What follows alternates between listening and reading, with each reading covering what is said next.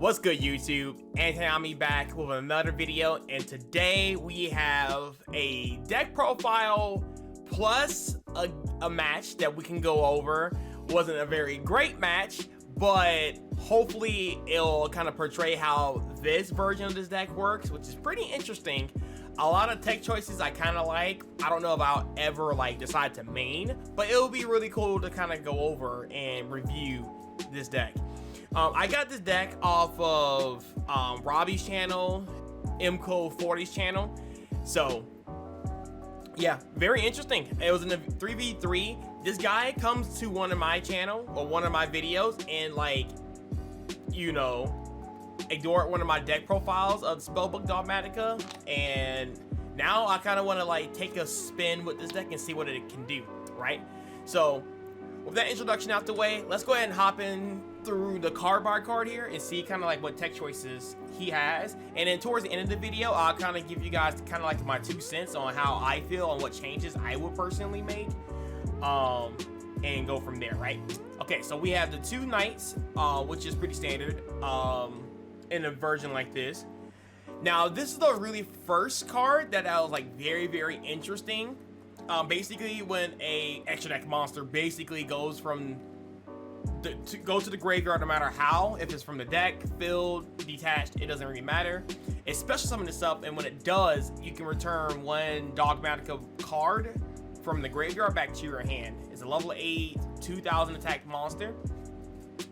And on your opponent's turn, when your opponent declares an attack, it gains 500 attack. All the Dogmatika monsters gain 500 attack. It's basically the inverse of Fleur de Lis, which I'm not a big fan of. The recursion effect is really cool, but since this is going first deck and it can kind of count as an extender, I feel like there are better effects or better extenders in the deck that can proceed kind of the same deal, because I'm pretty sure the gain attack points is not really relevant for why this card is played.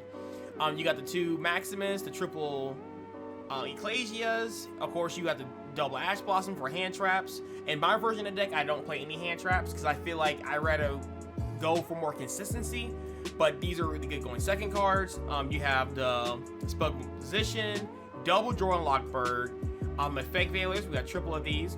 And let me go ahead and also explain, and I'll explain once we get into the extra deck of why these hand traps can also be part of your combo. But yeah, these are the 7 hand traps he's decided to play.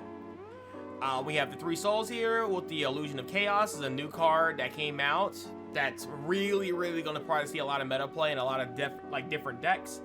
So that's going to be very interesting. Of course, this card went to 2, so we got 2 Nadir Servants. We have double Knowledge. We have 1 Masters. Of course, we have the triple Spellbook of Secrets, which is a really big starter. We have a Call by the Grave to basically hit Droll, because Droll is annoying versus this deck. And of course, versus other hand traps that are really annoying, like D-Shifter and cards like that. And then of course you got the 2 Crossout Detonators. Now, I'm not a fan of Crossout. I really thought when this card first came out, it was gonna be one of the most played cards ever, just because of the OCG. But in the OCG, the most played card over there is Max C. And since our hand traps are so diverse, it's really hard to calculate what card needs to be really countered. So yeah, Crossout Detonator is not my cup of tea, but obviously he does play some of the most popular hand traps. Veiler hasn't really been super popular, but in some decks it is. And of course you got the Imperms down here, but he really wants to hit the Droll, and Droll is a really big MVP versus this deck. It's so good. You basically drop Droll this deck literally past turn. It's really crazy. So I get that. So we also have Faith, Spellbook of Life, Secret Village. I'm not a big fan of Secret Village because, of course, if you go first, it can be like FTK, especially setting up a window and things of that nature. But if you're going second, this card becomes dead, and there's some decks that can actually play Spellcaster, especially because people are splashing in the Illusion of Chaos and things of that nature, so they're gonna sometimes tech a Spellcaster, and it can just literally outplay this, right? And then a lot of decks are monster heavy, so this doesn't even come up. but it also protects the window. So like they have like a droplets or a Dark Ruler no more, then it protects the window, which I can understand. Of course, we have the triple impermanence, and we have the one Dogmatika punishment and the schism.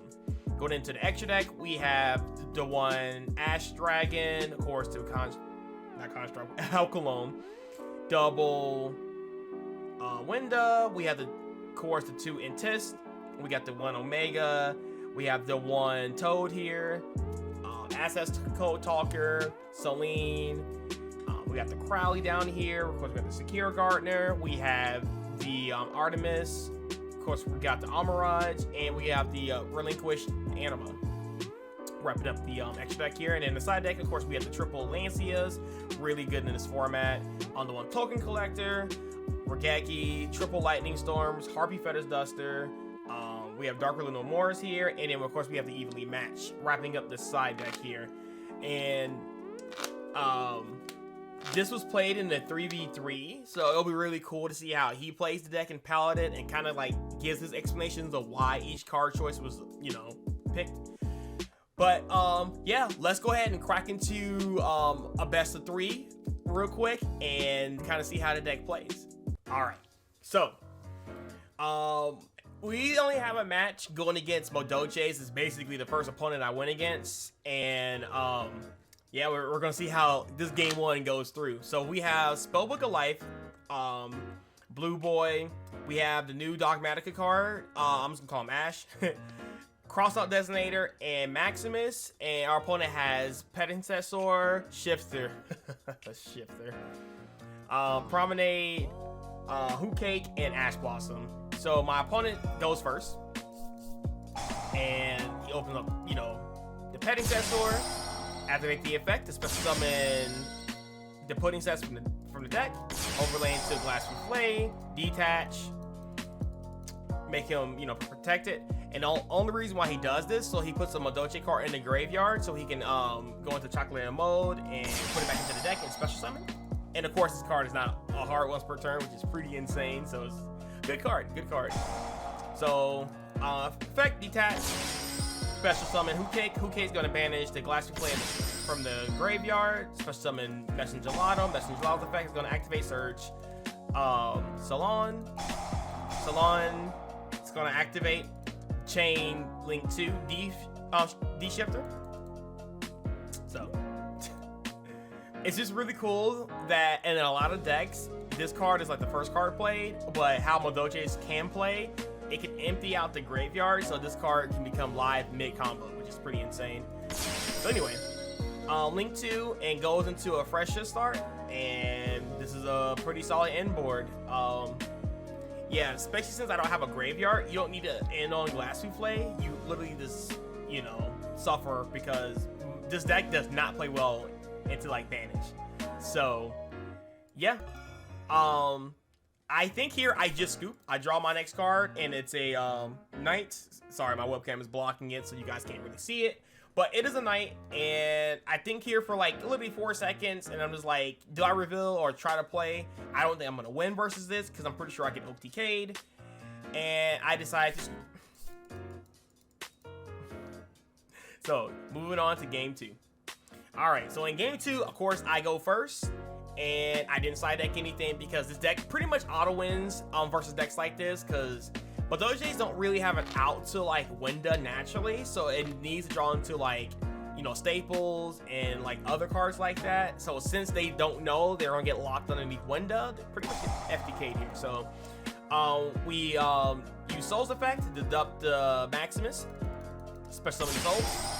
Use Soul's Effect to discard the Impermanence, because Impermanence is not going to really do too much versus like the Modoche strategy.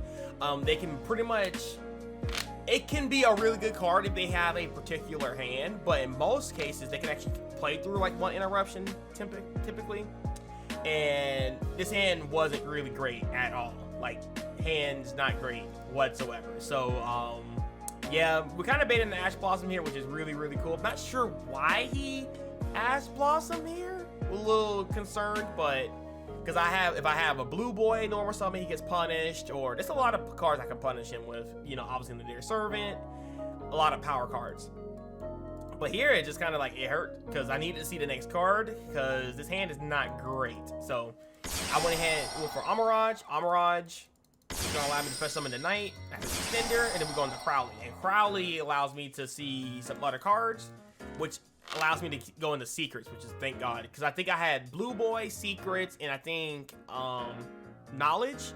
And Knowledge is the worst one because it's a random 2 draw, and I can still draw into like really interesting bricks. So Secret's gonna give us our Spellbook Boy here. Blue Boy is gonna activate to search out the Knowledge here. And then Knowledge is gonna send Blue Boy to draw 2. And luckily we drew into Ecclesia. So we needed like a Maximus, Ecclesia, Nadir's Servant, probably some other extenders in the deck. But this is a good card. So this allows us to special summon Ecclesia. Ecclesia is gonna search out the Maximus here. Maximus is gonna banish the Artemis. Special summon Maximus. Maximus effect is gonna trigger to put 2 in from the extra deck from the graveyard. Which is going to be our Alkalone and Ash Dragon. Alkalone is going to search out the Schism here. Discard Chaos Illusion, not needed. Then we're going to set 1, move into end phase. And we're going to search out the Flutter Leaves for another interruption. So we have 3 hand traps. We got the Schism set, and then we pass our to our opponent. So our opponent, unfortunately, obviously I don't see this during the match, but our opponent unfortunately opens like the 2 bricks in the deck. Like double Messengelado is just such a harsh like hand to have, and then you have Chateau that doesn't do anything. And since you already have cards in your graveyard, thanks to Maximus, you can't even like Pedicessor. So that's very unfortunate. So the only card he can really play is Angeli, and yeah, that just loses the Schism. So Angeli, Schism, and Special Summon Winda, and GG's. Alright, moving on to game number 3. Our opponent goes first, and this is the only game where you see a bit of interaction. And my opponent plays extremely hard into Evenly Matched. Which is a, I don't know, my opponent does something really like newbie. So let's go ahead and see what happens. So he says 2 pass because he doesn't really have a way to play, but those Jays are pretty consistent. They don't really brick too hard, but my opponent was just very unlucky. He kind of necessarily didn't brick game 2. He had a playable hand. It's just that it was very weak to interruptions, which I obviously had, which is Schism. In this hand, it's literally just unplayable. You literally can't do anything, so he has to set 2 pass. Alright, and my hand is not very crazy either. Like, I drew Souls for turn. Sorry you guys can't see it. So that saves my hand, but it's kind of playable because you can like summon Jorlock Bird, turn it into Artemis, special summon Florida Leaves, and go from there. But the Souls makes it a little bit better, so we're going to go ahead Souls, dump Maximus, special summon Souls, and then we're going to do the exact same thing. But except for we're going to go for battle phase here because we're not going to push more damage doing our combo. So this is probably, at this point, the most damage we can do. So we're just going to battle phase. And then we're going to go ahead and use Fluttery's effect to do 3,000 here, which is a good chunk of damage. And then now we go into our Crowley here. Crowley's effect, he droplets this card. And then I saw the discard. So I was like, oh no. Wow, so he opened this. So I was thinking he might have had another Messengelado in hand. Maybe Hookay can be a break going first if you don't have a way to put a card in the graveyard. So yeah, that's very unfortunate. But I really thought he had like maybe a hand trap or, you know, a Messengelado or something. But yeah, discarding that's definitely rough. Okay, so I just have to pass turn. There's nothing else I can really do. I hold the Evenly Match here because I'm pretty sure my opponent cannot kill me through the hand traps I have here. And they're going to put a lot of cards on board, and then they're going to go for battle phase. Of course, I'm going to live, and I'm going to hit him with a fat Evenly Match, which is my kind of like my thinking and game plan. And plus, if my opponent breaks, no matter what he top decks here, I'm pretty sure I'm going to be okay here. And hopefully I can top deck something that's playable. So my opponent top decks an Angeli, which is, yeah, it's playable, but again, interruption. So my opponent activates Salon here to like do a double summon Angeli, and then double summons into a Hoot Cake. So now he has 2 points of interactions here. He's gonna go to try to use Angeli's effect to summon a monster, and then kind of push through. Well, pretty much just easy breakable board here. So he goes into Pedicessor. Pedicessor's effect is going to special summon a monster, and I'm going to go like no. So let me go ahead and explain why I didn't ash the Angeli. Because ashing the Angeli here leaves me open for Hoot Cake to special summon Pedicessor, and then Pedicessor will get her effect to special summon a monster from the deck, and then go from there. So I feel like it was a little bit easier for me to ash this card because now he cannot activate a Pedicessor's effect. So yeah, he can only special summon with Hoot Cake. So that was kind of like the reason why I kind of held that there for a bit. So now he's gonna use Hoot Cake's effect. Hoot Cake is gonna special summon Mesh and Gelato. Gelado's effect is gonna add a Doche spell and trap, which is gonna be Promenade. And then he goes into Glass Souffle. Glass Souffle's effect, just protect himself, you know, and then he's gonna spin back cards from the graveyard. Doesn't really do much here, honestly. Now he's gonna use, oh yeah, of course, that's gonna prompt the Salon effect. Salon effect is going to set the Chateau, which doesn't really do much here. So, big mistake right there. I don't understand why players set spell and traps in main phase 1, and he's gonna get punished hard for it, just for that. So anyway, activate Chateau, shuffle back the Mess and Gelato, and since he doesn't have a what's her face, a pudding cess underneath her, she can't special summon from the deck. So yeah, so he's gonna try to beat over for 2k, then another 2k, and then evenly match. Like, bro, like evenly match for 6. Like, that's so crazy. Well, technically 5. But yeah, that's just a harsh reality, and he only keeps the Promenade, which I know is set because, you know, obvious is obvious. So my idea is, like, how do I prevent my opponent from like top decking a card that can pretty much kill me, but yet I can still play? I top deck Veiler for turn, which is not incredible, but it gives me technically an interruption versus my opponent, so that's fine. So I'm just going to end turn here. I could like draw a Lockbird and go into like an Anima, and then special summon Knight, go into like some plays here, but if my opponent top deck, I mean, I guess I could have just done that because Veiler helps me versus the top deck. So technically I could have pushed for game here, but I just decided to wait here. You know, I just decided to wait. Top deck Ash Blossom, that does nothing, so he has to pass turn here. I drew Nadir Servant, which is a really good top deck, but it just plays into Promenade, so I can't really activate it. So here I just go for the push here. Go into Amirage, go into Secure Garda, and then we're gonna go into the Flutteries. We're gonna attack directly and push in for some really good damage here. And then we're just gonna pass turn.